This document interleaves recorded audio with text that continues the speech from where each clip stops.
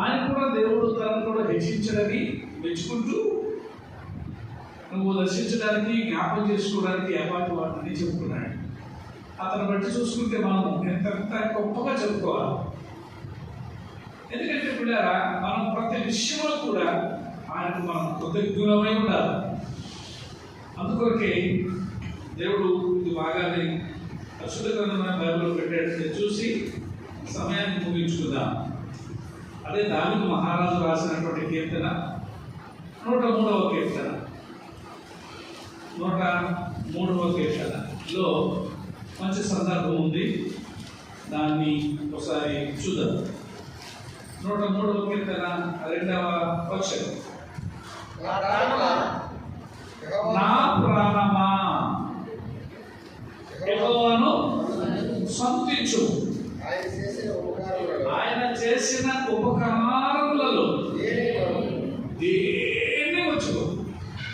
చూసారా, తనకున్నటువంటి తృష్ణ, నా ప్రాణమా, నా అంతరంగంలో ఉన్న సమస్తమా ఆయన పరిశుద్ధ నామమును స్తుతించు, ఆయనను స్తుతించు, ఘనపరచు.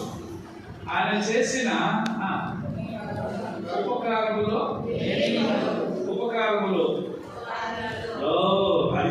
కావాలి. ఉపకారములలో కౌంట్లెస్ ఉపకారములు ఎన్ని మనం లెక్క పెట్టలేదు. మనం బ్రతికుల్లో ఒక ఉపకారం, ఊపిరి తీసి ఊపిరి విడడం ఒక ఉపకారం, హాస్పిటల్ పాలు కాకపోవడం ఒక ఉపకారం, ఏమండి? లేకపోతే రకరకాల బాధలు గురికాకుండా ఒక ఉపకారం, ఎవరికి లేని ఆశీర్వాదం దేవుడు మనకి ఇచ్చినాడు. ఉపకారములలో దేన్ని మర్చిపో. అంటే ఎటు సజ్జనమాట ఆ నుంచి బండిగా వరకు మన జీవితంలో అది చేసినటువంటి ఉపకారములలో దేన్ని మర్చిపోకు. ప్రాణమా ఆయన స్తుతించు, ఆయన కనపరచు అని తన ప్రాణంతో చెప్పుకుంటున్నటువంటి దావీదు యొక్క ఉద్దేశం ఎంత పరమ ఉద్దేశమో చూడండి. ఇంకా ఉపకారములు అని చెప్పుకున్నాడంటే ఆయన అపకారంలోనే ఉండేవాడు. ఎప్పుడు సౌలు కలుగుతూనే ఉండేవాడు చంపడానికి, చేసిన మేలుకు కీడు.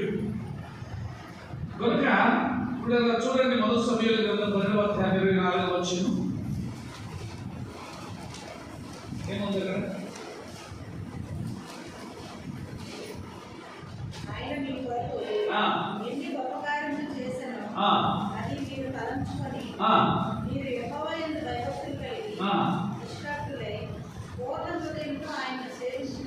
చాలు, పూర్ణ హృదయంతో ఆయనను సేవించుట అవసరం.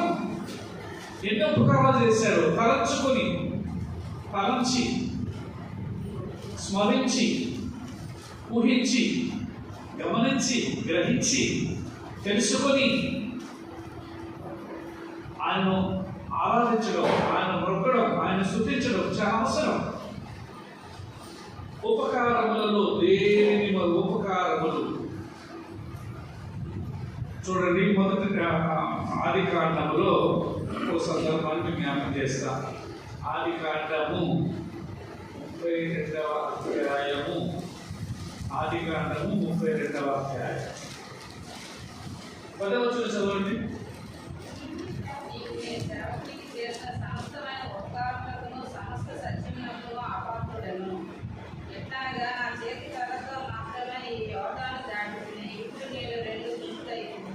చూసారు ఇక్కడ ఏమంటాడు ఈయన కూడా?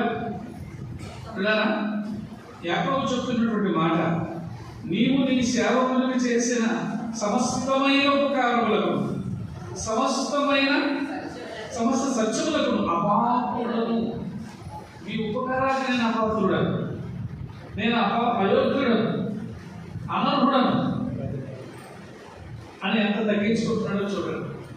ఈయనేంటి ఏశావుతో తరుపడుతున్నాడు. ఏశావు ఆయన చూస్తున్నాడు, భయపడుతున్నాడు. కానీ ఏశావుకి ఆ మనసు లేదు. తమ్ముడు చూడాలా, తమ్ముడికి ఏదో కానుక ఇవ్వాలా, తమ్ముడికి ఏదో సమర్పించాలనేటువంటి ఉద్దేశంతో ఉన్నాడు. కానీ ఈయన భయం, మోసం చేశాడు కదా. మోసానికి నాకేమైనా ప్రతీకారం చూపిస్తాడేమో చేస్తాడేమో అనే భయంతో ఇలాగ భయపడుతూ ఈ మాట రాసుకుంటున్నాడు దేవుడికి. నీవు నీ సేవకులకు చేసిన సమస్తమైన ఉపకారములకు, సమస్తమైన ఉపకారాలకి ఏమంటున్నాడు, సమస్త సత్యములకు భావముతో మనం ఎప్పుడు కూడా ఊహించము, ఆలోచించము. యాకోబు చూడండి ఎంత చక్కగా చెప్తున్నాడు, దావీదు కూడా చెప్పాడు, చూశాం. యాకోబు కూడా చెప్తున్నాడు, ఎక్కువ సందర్భాన్ని మేము జ్ఞాపకం చేస్తాం. 2 సమూయేలు గ్రంథం 2 సమూయేలు గ్రంథం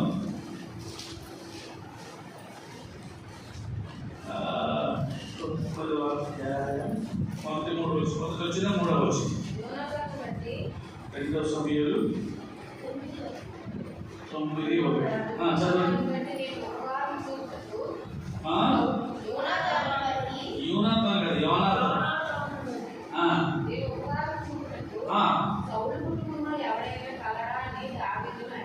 చూసారా ఆయన ఆశ, కోరిక. సౌలు కుటుంబంతో సర్వనాశనం అయిపోయినారు. ఇలాంటి సందర్భాల్లో దావీదుకి మంచి ఆలోచన వచ్చింది. సౌలు కుటుంబంలో ఎవరైనా శేషించి ఉన్నారా? అదేంటి ఉపకారం చూడాలి. మనం ఎప్పుడైతే ఆలోచించామండి, సౌలు ఎందుకు పనులు పెట్టాడు, చంప చూశాడు, ఇంటి పట్టు పట్టకుండా దావీదుకి తరుపుంటూ ఒకవేళ దావీదుని కలిస్తే సౌలు ఏమాత్రం కనిపించడు, అడ్రస్ ఉండదు. కానీ ఆయనకున్న ఆలోచన తెలుసా? చెప్పండి. దేవుడి చేత అభిషిక్తుడు, దేవుడు రాజుగా చేశాడు కాబట్టి ఆయన రాజయ్యాడు. అలా దేవుడు అభిషేకించిన వారి మీద ఇలా వెంటనే కాదు, ఆయన ముట్టడానికి ఒకసారి శంకారి వర్తనకి వెళ్తే ఆ వెనక నుంచి వచ్చి వస్త్రం చెప్పుకొస్తున్నందుకే బాధపడ్డాడు, వస్త్రం నొచ్చుకున్నాడు. కానీ తను ఎంత ప్రేమిస్తున్నాడో చూపడానికి ఆనవాళ్ళుగా ఆ చెప్పుకు వస్తున్నాడు. ఇలా ఎంత హింసలు పెట్టినటువంటి సౌలు బట్టి ఆలోచిస్తున్నాడు, అందరూ నాశనం అయిపోయారు, ఒక్కరి లేదా దేనికి ఉపకారం చూపడానికి. ఉపకారం చూపడానికి ఈ దావీదుకి సౌలు కుటుంబం ఏమవుద్ది? శత్రువు. కానీ యోనాతాను ఉన్నాడే, అతను మంచి. మళ్ళీ సౌలు కూడా ఆయన ఎంత వ్యతిరేకంగా ఉన్నప్పటికీ కూడా ఆయన ప్రేమిస్తున్న రాసు, అది రాసు, దేవుడు అభిషేకించిన రాసు. పిల్లరా, మనం తాపర్యం కలిగి ఉండాలి. ఉపకారం చూపడానికి ఒకరైనా శేషించినోడు ఉన్నాడా? ఉన్నాడు కానీ ఎలాంటి ఉన్నాడు? ఎందుకు పనికిరాడు? గ్లాస్ ఎక్కడ ఉందా అందుకోవా అని వెళ్ళి గ్లాస్ తీసుకురావడానికి కూడా పనికిరాడు. కుట్టు 2 కాళ్ళు కుట్టివి, నిలవలేడు, నడవలేడు. అలాంటి వ్యక్తి ఉంటే ఉపకారం చూపిస్తే ఏమన్నా తెలుసా? మనం అంటామా, బాబు సదాకాలము ఓ మెఫీబోషెతు, సదాకాలము నేను నా వాళ్ళ దగ్గరే వచ్చేస్తాను. నీవు కోల్పోయి నీ తాతగారు కోల్పోయి ఆ సమయంలో నీకు సమకూర్చేస్తాను. ఎవరంటే చూపిస్తారు ఉపకారం. ఒక మనిషి చేస్తున్న మేలుకైనా కీడుకైనా ఇది కీడని చెప్పాలా, కానీ యోనాతాను బట్టి ఆ దృష్టి కలిగి ఉన్నాడు. దావీదు గురించి మంచి మనసు చూడండి. సదాకాలం నువ్వు నా భోజన బాల దగ్గర కూర్చుంటా, భోజనం చేస్తావు, నీ అసంతా సమకూరుస్తానని చెప్పి మెఫీబోషెతుకి చెప్తే ఆయన కూడా ఏమన్నా తెలుసా? చచ్చిన కుక్కలైనటువంటి ఎపాటి వాడిని నన్ను ఇంతగా, అయ్యో హృదయబారులో మాకీరింట్లో ఉన్నటువంటి నన్ను తీసుకొచ్చావే, ఆ చెడిపోయిన గుంపులో, చెడిపోయిన కుటుంబంలో, చెడిపోయిన వంశంలో, చెడిపోయిన జీవితంలో నేను బ్రతుకుతున్నప్పుడు నీవు నన్ను మనుషులు పంపించి నన్ను తీసుకుని వచ్చి ఇంతగా హెచ్చిస్తున్నావు ఎపాటి వాడిని అని మెఫీబోషెతు తన జీవితాన్ని జ్ఞాపకం చేసుకున్నాడు. పిల్లరా గమనించండి, 3వ వచనం చూడండి. మళ్ళీ అదే మాట అంటాడు,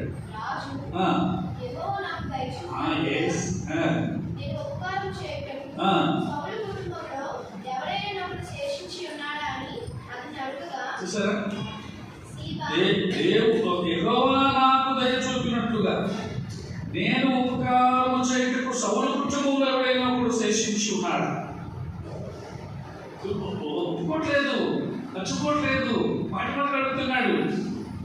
అయ్యా ఉన్నాడయ్యా, ఎందుకు నేను చెప్తున్నాను, పొలాల దగ్గర ఉన్నాడు. సేవ చెప్తున్నాడు, యోనాతానుకు 20 కాళ్ళు గల ఒక కుమారుడు కూడా ఉన్నాడు, రాజు కుమారుడు చేశాడు. ఎక్కడ ఉన్నాడు?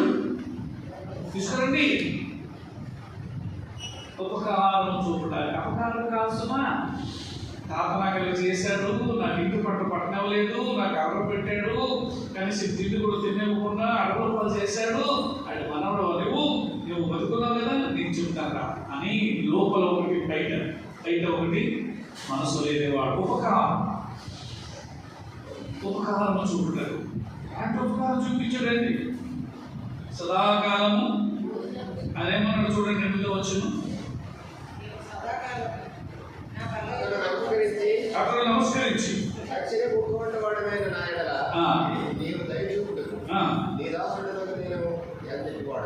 చూసారా, చచ్చిన కుక్క వంటి వాడునైన నా ఎడల నీవు దయచూపు, నీ దాసుడిని ఏపాటివాడు.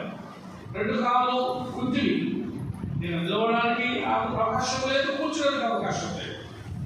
ఎవరో దాన్ని ఎత్తుపెట్టుకోవాలా, ఎత్తాలా, దింపాలా, ఇలాంటి వాడి మీద నీ కరుణ, మీ దయా, మీ సంకల్పం.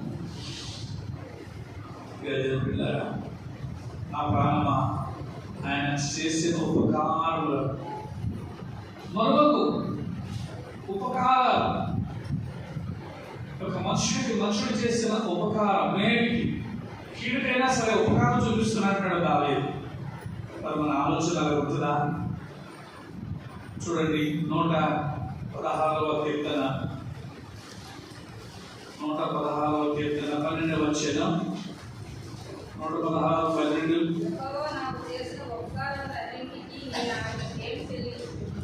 యెహోవా 16:12.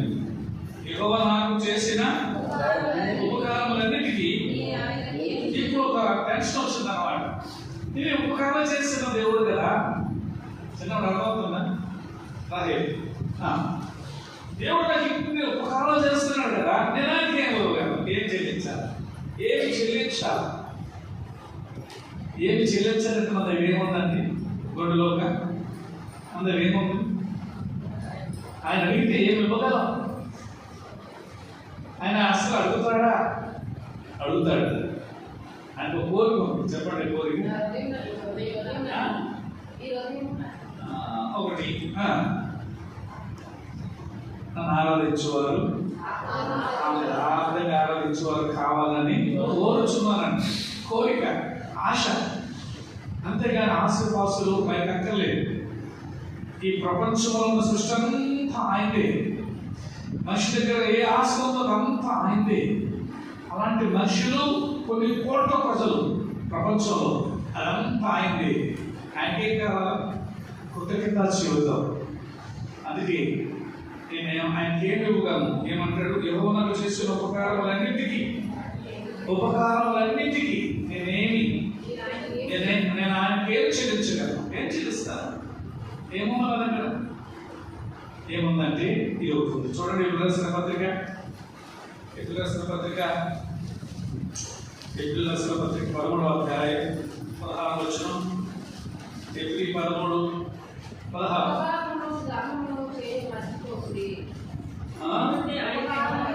ఉపకారమును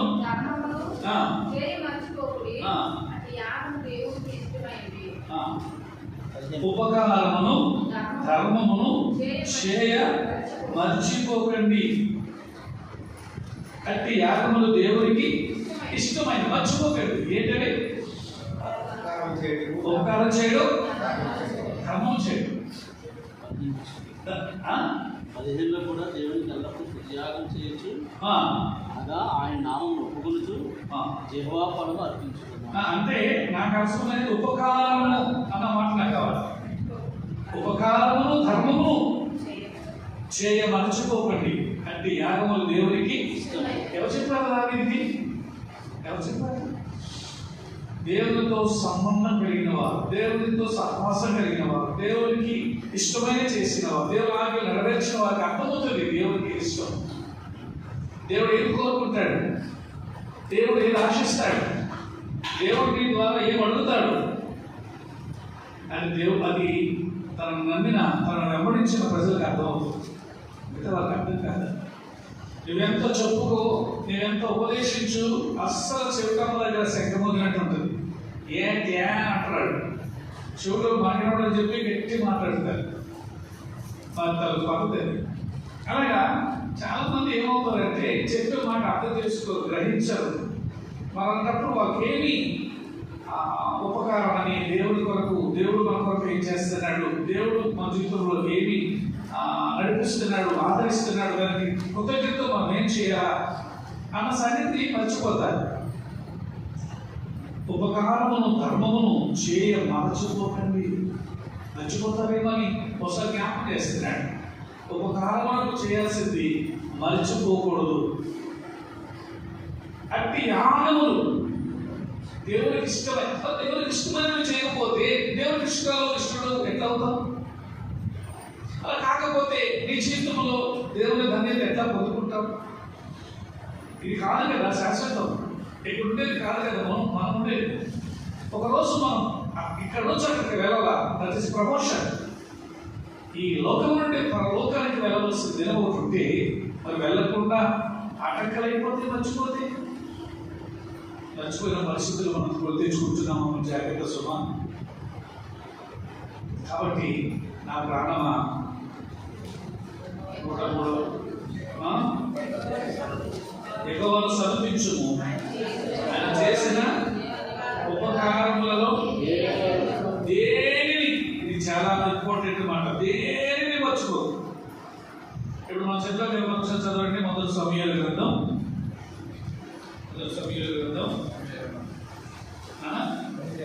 అన్ని 24. ఆయన మీ కొరకు ఎన్ని గొప్ప కార్యములను చేసెను. ఏం చేయాలా? నువ్వు తలంచుకొని మీరు యెహోవా యందు భయభక్తులు కలిగి నిష్కపటులై. ఇవన్నీ ఒక్కొక్క సెంటెన్స్ చూడండి. మీ కొరకు ఎన్ని గొప్ప కార్యములు చేశాడో అవి మీరు తలంచుకోవాలా, జ్ఞాపకం చేసుకోవాలా, గుర్తుంచుకోవాలా.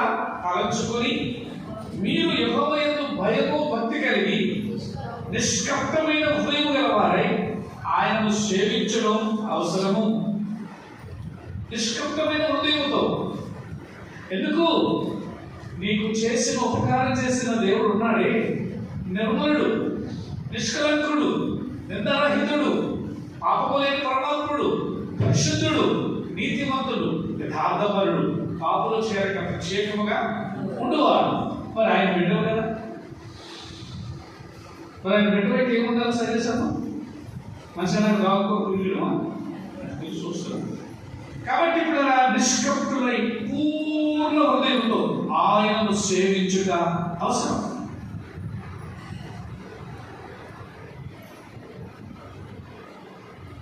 ఎంతో మంచి మాట కదా. కాబట్టి ఆయన చేసిన ఉపకారములలో దేనిని మరో 106వ కీర్తన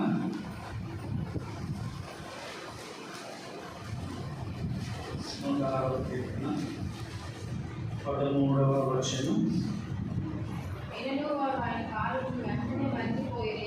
అయినను చూసండి, దేవుడు చేసిన మేలులు, మహోపకారాలు, అరణ్య ప్రాంతంలో పోషించడం, ఎవరి ఎర్రసముతో 2 పాయలుగా చేయడం, అగ్ని స్తంభముగా రాత్రి వేళ వారిని కాపాడడం, పగటి కూడా మేఘస్తంభముగా కాపాడడం, దాహమేస్తుంటే బండ నుండి నీళ్లు తెప్పించడం, ఆకలేస్తుంటే పూరేళ్లు ఆకాశం నుంచి తెప్పించడం, ఏమంటే ఒక జత డ్రెస్సు, ఒక జత జోడు 40 సంవత్సరాలు వాయకుండా పోకుండా కాపాడిన దేవుడిని మర్చిపోవడం అంటే నా ప్రాణమా, ఆయన చేసిన ఉపకారాలు దేనిని మరొక అంటే మర్చిపోతున్నారు. చూడమ్మా, మర్చిపోవద్దంటే వీళ్ళు ఏం చేస్తున్నారు? మొక్కుతాడు గుర్తిస్తాక మరవద్దు. కానీ వెంటనే ఏమండి వినవచ్చును 11 వారు ఆయన కార్యములను వెంటనే ఇదంతా దౌర్భాగ్య పరిస్థితి కదా.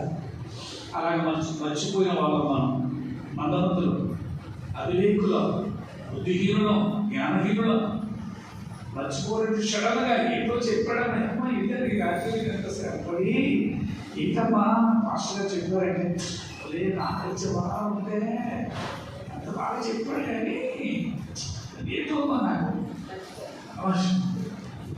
అది మరింత శ్రమపడి వచ్చి ఏమి లాభం? ఎన్నో మీటింగ్లు చెబుతూ ఉంటుంటాను. మీ గ్రామాల్లో రాత్రిపూట శ్రమపడి చీకటి అనుకుంటా ఒంటరిగా నేను రావడానికి మరి ఎవరైనా సహకారం మరి లేదు. ఒంటరిగా వస్తున్నాను, 9:30 ప్రాంతంలో ఒక్కడే వస్తుంటాను. ఎంతో శ్రమపడి దేవుని వాక్యాన్ని అందిస్తాను. ఒక్కడ గుర్తుంచుకో. ఈరోజు చెప్పింది మా నాన్న అడగండి, ఇక్కడ చెప్పేవాడు నాకు రాన్నాను అంతే. వెంటనే మర్చిపోతున్నారు, అప్పుడు మర్చిపోతున్నారు, ఇప్పుడు అప్పటి నుంచి ఇప్పుడు వరకు అదే పరిస్థితి. ఎంత బాధపడతాడు ప్రభు కదా. అరే ఇంతగా మీ కొరకు నేను నా జీవితాన్ని హెచ్చించినట్లుగా మీ కొరకు ఆ మనుషులు ఎవరో చెప్తున్నారు. ఎప్పుడు కిందకే చూస్తారో ప్రభు మా వైపు చూడమంటే, ఒరే మీలో నా రూపం లేదు, మీలో నాకు పరిశుద్ధత లేదు, నా జీవం మీలో లేదు, నా బిడ్డలో ఉంది. నా బిడ్డలు స్వరక్తరించి సంపాదించుకున్న నా బిడ్డలు వారి కోసం చూడకపోతే మీరు ఎప్పుడు నా దగ్గర ఉండలే. మీరు నా పడు అదంతా మీది. నా వారు కావాలా, నా ఆస్తిపరులు కావాలా, నా హక్కుదారులు కావాలా, నా రాజ్యవాసులు కావాలా, నా పిల్లలు కావాలా, నా స్వాచ్ఛమైన బ్రతకాల. అది ఆయన ఉత్సాహం, ఆయన తపన. చూడండి ఎంత అయినను వారు ఆయన కార్యములను వెంటనే మర్చిపోయారు. సామెతల గ్రంథం 3వ అధ్యాయం 10వ వచనం.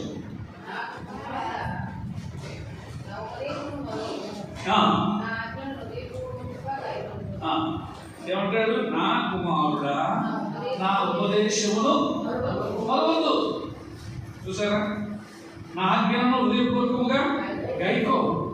అలాగే గైకొచ్చి అవేం చేస్తా తెలుసా? దీర్ఘాలయమును, సుఖజీవమును, గడుచు సంవత్సరములను, శాంతిని నీకు కలుగు చేస్తాయి. దయను సత్యమును అన్నిటిని నిలిపించుకొని వాటిని కంఠభూషణులు ధరించుకో. నీ హృదయమును అనే పలక మీద వాటిని రాసుకో చెబుతుంటే మనుషులు వినడే.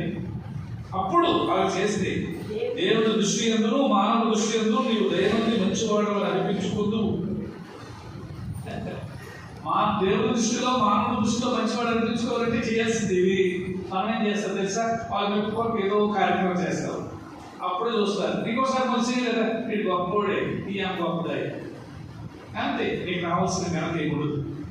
కానీ నీవు దేవుని కొరకు నీవు జీవించిన జీవితాన్ని కలిగితే మనుషుల దయ్యందును దేవుని దృష్టి ఎందును మానవ దృష్టి ఎందు నీవు దైవాన్ని మంచివాడు మంచిదారు అనిపించుకోవాలి. అది కాబట్టి ఏమన్నాడు? నా ఉపదేశమును మరువకు, నా ఆజ్ఞలు గైకో. గమనించండి, ఆలోచిస్తున్నామా? నా ప్రాణమా, ఆయన చేసిన ఉపకారములలో దేనిని ఉపకారములు మరవకూడదు, ఆయన మరవకూడదు, ఆయన ఆజ్ఞ మరవకూడదు, ఆయన చెప్పినటువంటి మాట మరవకూడదు. హోషేయ గ్రంథం, హోషేయ దానియేలు తర్వాత చదువుతున్నాను. ఎన్నో 8వ అధ్యాయం 14వ వచనం. ఇశ్రాయేలు వారు తమకి నగరాలను కట్టించుకొని తమ సృష్టికర్తను గౌరవం కదా. ఏదైనా ఆదివారం ఆహారం రావాలంటే ఏమంటారు? దుఃఖం అన్నయ్య మర్చిపోయారు. వీళ్ళు మర్చిపోయారు, వీళ్ళు మర్చిపోయారు. కట్టడాలు, ఇల్లు. ఒక అమ్మకు ఫోన్ చేసింది, అమ్మ 2 వారాల నుంచి రాదు, ఇల్లు కడతాను అన్నయ్య. నేను ఎంత పెట్టుకుంటున్నా? ఇల్లు కడతాను అన్నయ్య. ఇక్కడ ఈ మాట సరిపోతే అక్కడ ఆ మాట సరిపోతుంది.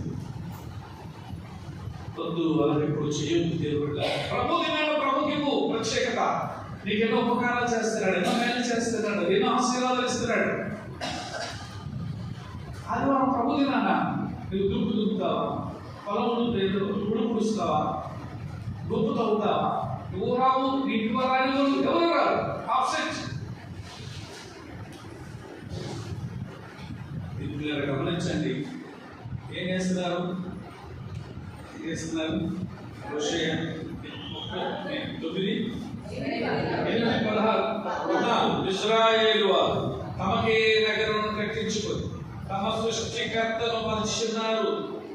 యూదావారు ఆకారములు గల ఏమంటే పట్టణములను చాలా కట్టినారు. అయితే నేను వారి పట్టణమును అగ్ని చేత తగులబెట్టదు. అది వాటి నగలను కాల్చివే. చూసారా, దేవుని మర్చిపోవడానికి కారణాలు ఇల్లు కట్టుకోవడం, నగలు కట్టుకోవడం, ఏదేదో చేసుకోవడం, దేవుని మర్చిపోవడం. కొన్ని మర్చిపోయారు. కొనేదో ఒకవేళ మర్చిపోయినా తర్వాత ఫోన్ చేసి అన్నా ఈరోజు ఏం మాట చెప్పారు, ఏ వాక్యం ప్రకటించారు అని ఆశతో అడిగే మనసు కూడా ఉండదు. ఇక అంతే. ఆ రోజు అసలు కనీసం జీవం అయ్యో నా ప్రభు దినం, అయ్యో ఈరోజు మంగళవారం ప్రాథమిక సంఘంలో అవకాశం ఉన్నవా, అయ్యో ఇవాళ లక్ష్యవారం బైబిల్ స్టడీ, ఏది ఆశ కోరిక మర్చిపోతున్నావే. ఇలా ఇంటి దగ్గర క్షేమముగా కూర్చొని కాలక్షేపం చేసుకుంటున్నాం. ఆ సమయంలో పోయి 7 నుంచి 8:30 వరకు అవస్తుందే, రండి కుటుంబంగా కూడి 2 పాటలు పాడు, నా సమయాన్ని ఇంత కేటాయిద్దాం అంటే ప్రభుత్వం సందర్శిస్తాడు. అలాగే ఉండదు. అలాగే చూడండి, నగలు కట్టించుకొని ఏమయ్యారండి, మర్చిపోతున్నారు ప్రభుని. ప్రభు అంటాడు మర్చిపోతుంటాడు దావీదు. ఆయన చేసిన ఉపకారములలో దేని వరకు కట్టి ఇది ఇచ్చిన డబ్బు ఎవరండి? నగలు కట్టడానికి డబ్బు ఎవరు ఇచ్చారు? ఆస్తి ఎవరు ఇచ్చారు? అంతస్తు ఎవరు ఇచ్చారు? అంత ప్రభు సమకూర్చింది కదా. మీరు అంటారు ముందుగా నేను కష్టపడి తెచ్చుకున్నా. అవును, కష్టపడడానికి ఆరోగ్యం ఇచ్చింది ఎవరు? నీ దుఃఖటెత్తులు తినడానికి దుఃఖటెత్తులకు మంచి ఆరోగ్యం ఇచ్చింది ఎవరు? నీ పొలం కావాల్సిన నీరు ఎవరు సమకూర్చినారు? ఇదంతా జనాన్ని పోగొట్టుకోవడానికి ఆలోచించింది ఏం బిడ్డ. కొంతమంది ఊరుకుని ఏంటంటుందని బ్యాచ్ ఉరుకుకి బ్యాచ్ చేసుకుంటుంది. వీళ్ళందరూ గొత్తులు అంటే ఆ రోజు ఉండిపోతే ఎక్కువ ఖర్చు చేస్తారట. వెళ్తే తక్కువ అందరు కలిసి ఏదో వస్తుంది. దాన్ని భయపడిపోయి ఏం చేస్తారు? రాను. ఒకవేళ రుచి చూడు. ఆ గొంతున్న రోజు ప్రభు దినం పడితే ఆ ప్రభు దినాన నువ్వు ప్రభు దగ్గరికి వచ్చి ఒకసారి ఆలోచించుడు, దాన్ని సమకూర్చులో దేవుడు ఎలా సమకూర్చులో చేస్తాడు. అంత త్యాగంగా ఉన్నారు దినంతా. కష్టం. నేను చెప్పానా నా పద్ధతి నాది.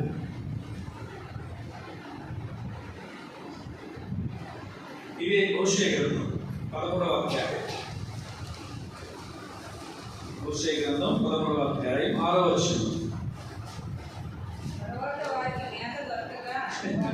తరువాత వారికి మేత భోజనం దొరకగా వారు తిని తృప్తి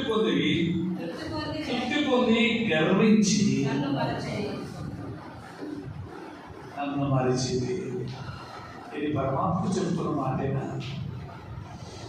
ఎంత బాధపడి చెప్తున్నాడు నాగమ్మ, చెప్పిస్తాను. ఎంత బాధపడి చెప్తున్నాడు ఈ మాట. మేత దొరకగా వారు తిని తృప్తి పొంది మర్చిపోరంటే బాగుంది. తృప్తి పొంది మర్చిపోరంటే బాగుంది. గర్వం ఏం చేసింది? ఆయన్ని మర్చిపోయినట్టుగా చేసింది. నాశనం మనకు ముందు గర్వం చాలా డేంజర్.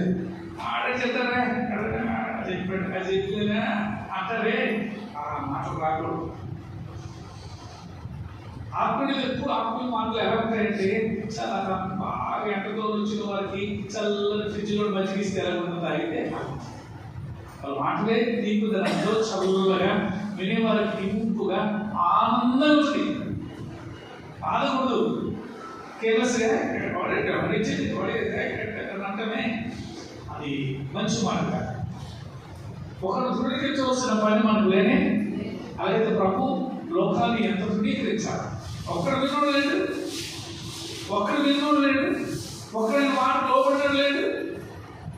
అందుకే దావీదు చెప్పుకున్నాడు, నా ప్రాణ ఆయన చేసిన ఉపకారములలో దేనిని మరొకు. ఉపకారాలే మర్చిపోతుంటే, చేసిన మేలులే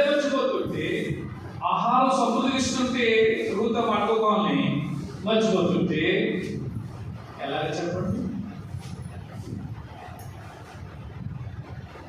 ఫిలిప్పీయులకు రాసిన పత్రిక 3వ అధ్యాయం. ఫిలిప్పీ 3వ అధ్యాయం 13వ వచనం చూడండి. 3:11. సహోదరులారా, నేను ఇదివరకే పట్టుకుని ఉన్నానని తలంచను, అయితే ఒకటి చేస్తున్నాను. ఏది మరలా? ఏది మరవకూడదు, ఏది విడవాలా, ఏది విడవకూడదు. ఆలోచించండి. ఏం చేస్తున్నట్ట? పౌలు ఏం చేస్తున్నాడు? వెనుకున్నది మరచి. వెనుకున్నది ఏంటి? ప్రభువును అంగీకరించక ముందు ఉన్నటువంటి జీవిత సాక్ష్యం, జీవిత విధానం. వెనుకున్నది అవిమర్చిపోయి దేవుడి దగ్గరికి రాకుండా, దేవుడిని తెలుసుకోకుండా, దేవుడి ప్రజలకు హింసించి బాధ పెట్టి, అప్రమితంగా బాధ పెట్టి, గర్వించి, హింసించి, దూషించి జీవించిన జీవితాన్ని మర్చి ముందున్న వాటి కొరకే. ముందేముంది? దేవుని చిత్తము, దేవుని పిలుపు యొక్క ఉద్దేశము, దేవుని యొక్క ఆలోచన, దేవుని యొక్క కార్యాలు, దేవుని యొక్క కార్యాభివృద్ధి. నేను ఎంతగా ప్రయాసపడితే చిన్నప్పుడు ఆయన ఇటు చూడవచ్చు కదా, ఇటు రావచ్చు కదా, నేను కనబడకూడదా? స్వరం పెడుతున్నావా మనిషి?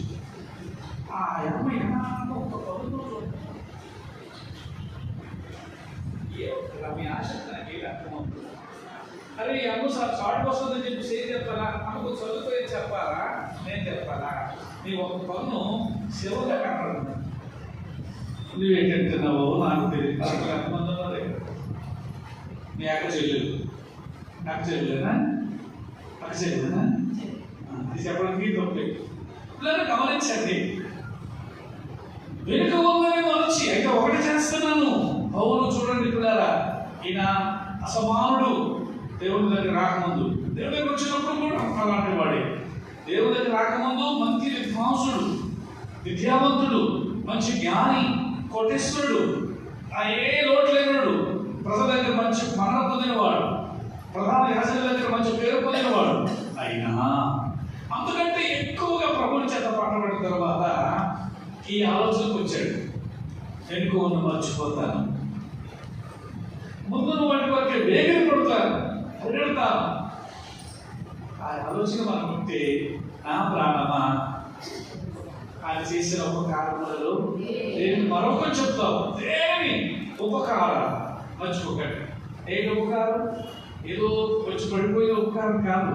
నేను దేవునికి ఒక జీవంగా కూడా ఉపకారం, దేవుని సన్నిధికి వెళ్ళడమే ఉపకారం, దేవుని కలిగి ఉండడం ఉపకారం. ఎందరికో ఈ ధన్యత లేదు.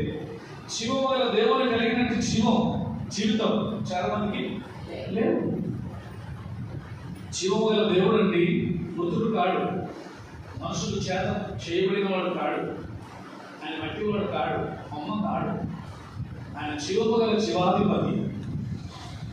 కాబట్టి 103వ కీర్తన 2వ వచనంలో ఏమన్నాడు? నా ప్రాణమా యెహోవాను స్తుతించుము, ఆయన చేసిన ఉపకారములలో దేనిని మర్చిపో. ప్రభువు అంటున్నాడు, నన్ను మర్చిపోతున్నాను.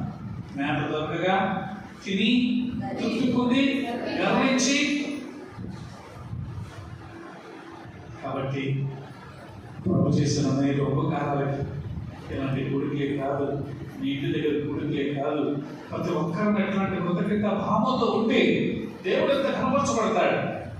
ఈరోజు ఈ కృతజ్ఞత గుడికి లేకపోతే ఈ మాట మనం వింటామా? వినేవారమా? వచ్చేవారమా? ఆలోచించారు. మరి అదే పని ఒక ఆయన నేను అడిగా, అయ్యా వీటిలో చాలా సంవత్సరాలు అయిపోతా ఉంది, కృతజ్ఞత గుడికి కానీ గుడికి లేవు అని అంటే ప్రార్థన చేయండి. మనం ప్రార్థన చేయాలి. ఆయనతో ప్రార్థన చేసుకుంటే గుడి పెట్టుకోవడానికి ఆయన ప్రార్థన చేస్తారా? ప్రార్థన చేసి నిర్ణయం తీసుకుంటారా? మన ప్రార్థన చేయమంటాడా? అంత అవసరం మరి. చూడండి లోకం ఎలా ఉంది.